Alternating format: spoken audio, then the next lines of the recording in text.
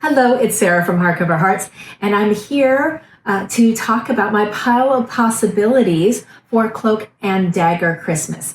This is a month-long reading challenge to read mysteries and with some prompts to kind of help you along the way. I could not be more excited for this.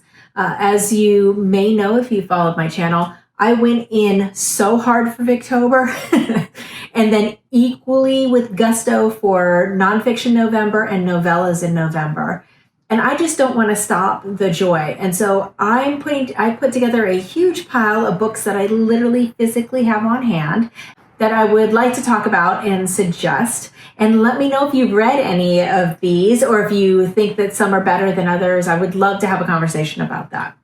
So this is being put on by Mel at Mel's Bookland Adventure, Kate Howe, Kate from the novel Nomad, as well as Carolyn from Carolyn's Reading Ramblings. Kudos, ladies. This is such a great idea. After the heady material for the last 2 months, this just feels like a joyous, light type of thing. So I'm really excited to get to it. So with that said, I'm going to read the prompts, but I'm not necessarily going to pair everything with the prompts. I figure I'm just going to read as much as I can, and we'll figure that out as we go. It may be unconventional, but that's kind of my MO, right? So the first thing that's going to happen is there's going to be a group reading of The Trembling Hills by Phyllis A. Whitney.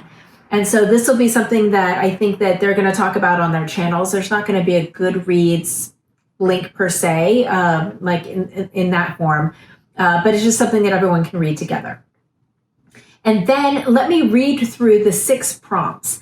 And as Mel had said, because when I watched her video, she said, read as many as you can, maybe 3, or if you can read more, that's fantastic.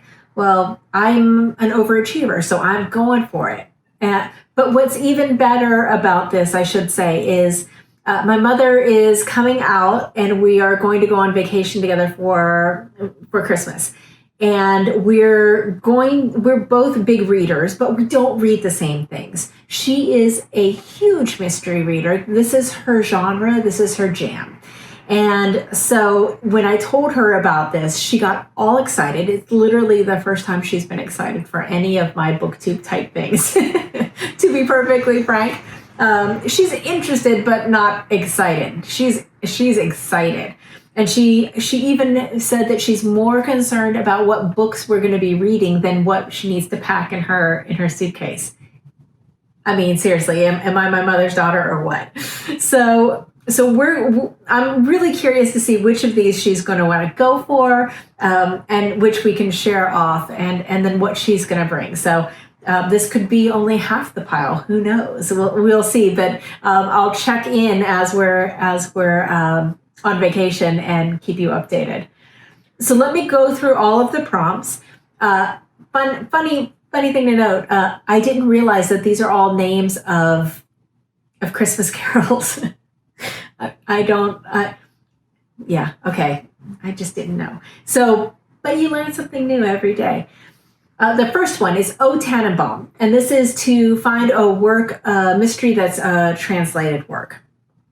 The second is I Saw 3 Ships, and this is to read a mystery that's set in a location that you don't normally read about.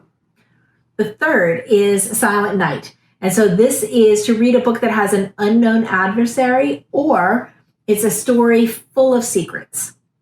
I gotta think this is a miscellaneous one, because I as I was looking through, I think I can fit a lot in there. Number 4 is In the Bleak Midwinter. And so this is to either set in a cold climate, or it's something that the plot makes your blood run cold. I'm really squeamish, so I doubt I'm going to be picking that second one, but you never know. We'll see.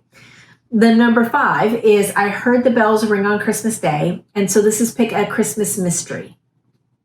And then number 6, the final one, is Come Thou Long Expected Jesus.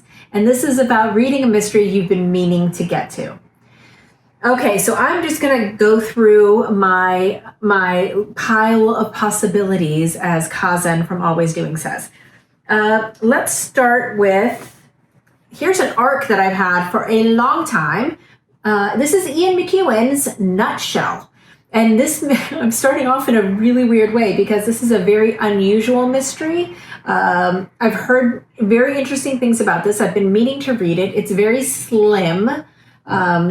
It's told from the perspective of an unborn child who is the witness to a murder. What? So I'm dying to know, have you read this? Let me know if this should be on my pile of possibilities.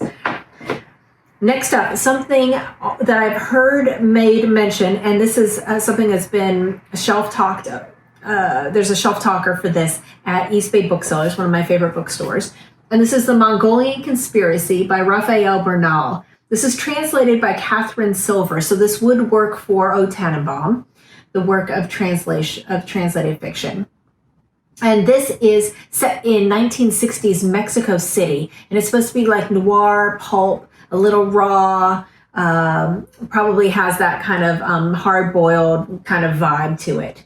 And seems like there's also political machinations to this as well.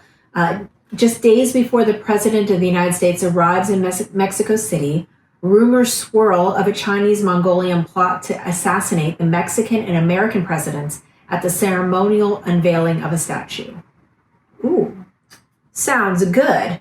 Yeah, and so there's actually, so it's a crime novel and noir one. And so there's definitely sifting through clues and finding out bad guys and all of that kind of thing. So could be fantastic. This is something that I had heard about. This gentleman has written about Buddhism, and then he also wrote a detective series. This is Outsider in Amsterdam, a Gripistra and Dagger mystery by, oh, my Dutch is going to be horrible, Jan William van de Wettering. Let me show you that one. I'll put all the links below. And this is kind of an outsider view, obviously, that a gentleman is found dangling from a beam in the Hindist society he ran as a restaurant commune in a quiet Amsterdam street.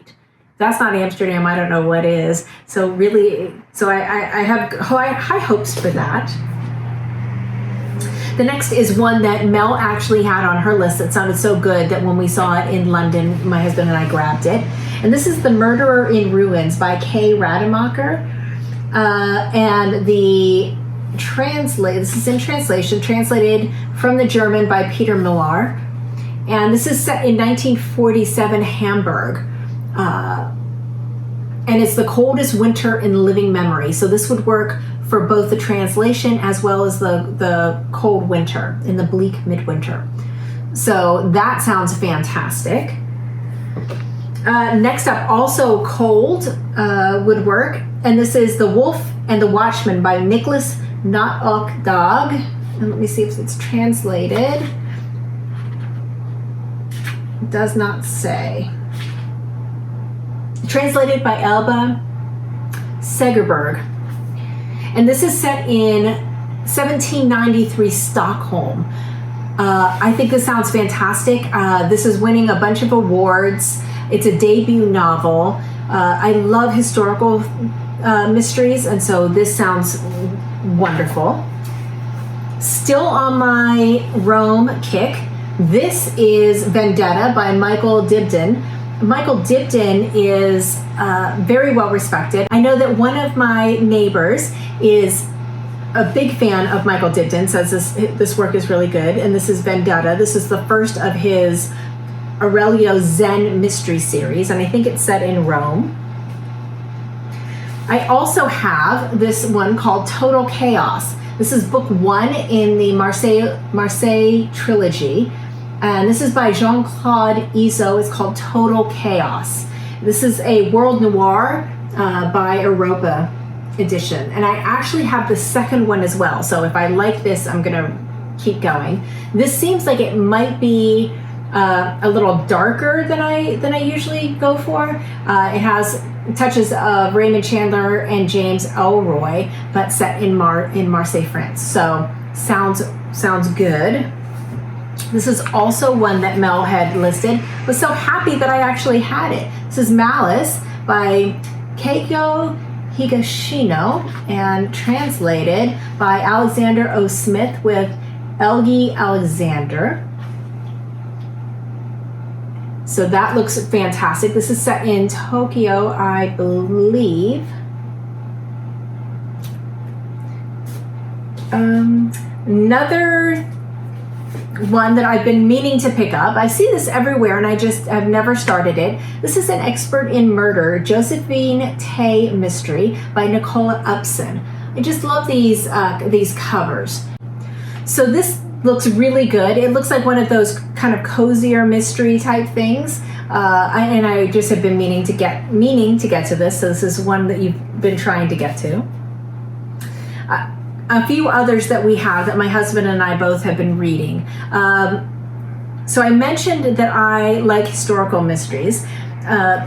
One of the best series is the Matthew Shardlake series, and this is by C.J. Sansom. And I hope you can see this because it's. Let's see if I can catch light there. It's Dark Fire. And this is the second in the series. This is set during Cromwell's year, so it's like 1600s, 1540 in the summer. And the person who, Matthew Shardlake, is kind of an errand guy who's been sent off to run errands and investigate things for Thomas Cromwell. So you've got all of the political intrigue of Cromwell and what's happening with the church and what's happening in King Henry VIII's court. Plus you have murder mysteries. Just could not be better. Very well researched and really well written. So there's a few more of these. I think there's maybe like 8 in total. So I'm really excited to get to this. And then significantly lighter fare is Andrew Taylor's The Fire Court. This is the second, came right after The Ashes of London. And The Ashes of London was a really fun, lighter fare mystery set during the Great Fire of 1666. If you follow the channel, you know that I'm obsessed with Samuel Pepys and his diaries set during the fire and also the plague. So I just love this time period. I love everything that's kind of happening during this. So this seems like a really fun book that we could just take and pass between the two of us. Then I went to the library and I found a few. Mel had made mention of this author and I'd never seen any of her work.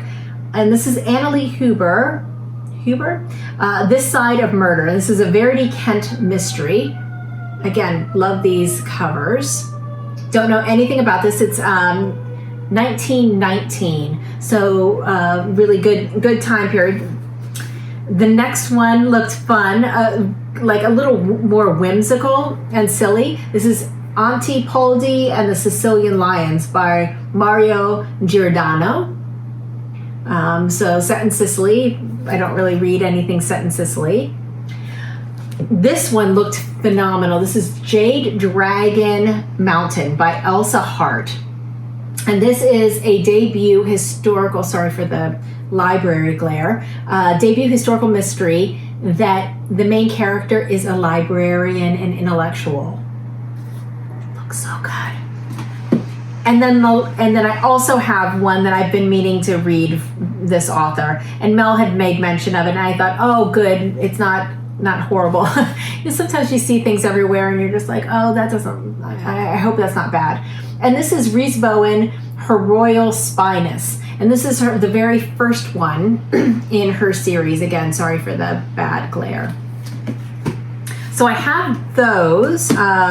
I might try to read one or two of the library ones before going, or see if I can find them on an e-deal or Kindle or from my library.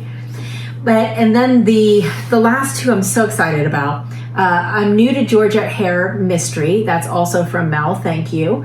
And I found A Christmas Party. This is a Georgette Hare mystery. mystery. This looks fantastic. I found this in London, and I also found, by Georgette Hare, Duplicate Death. So both of these just look so much fun, and that whole Christmassy murder mystery. But anyway, so that's my list. I also have a ton of ebooks, so stick around, because when I do my week of reading updates, you may find something that didn't appear here, but it was something from my ebooks that I'm just taking with. Before I go, I would love to know, have you read any of these? Are any of these exceptional? Should I bump them up the list? Are any of these really horrible and just really not worth my time? How would you prioritize them? And are you participating? I'd love to know your TBR. So that's it. Thank you so much for watching, and I'll look forward to talking to you later. Bye.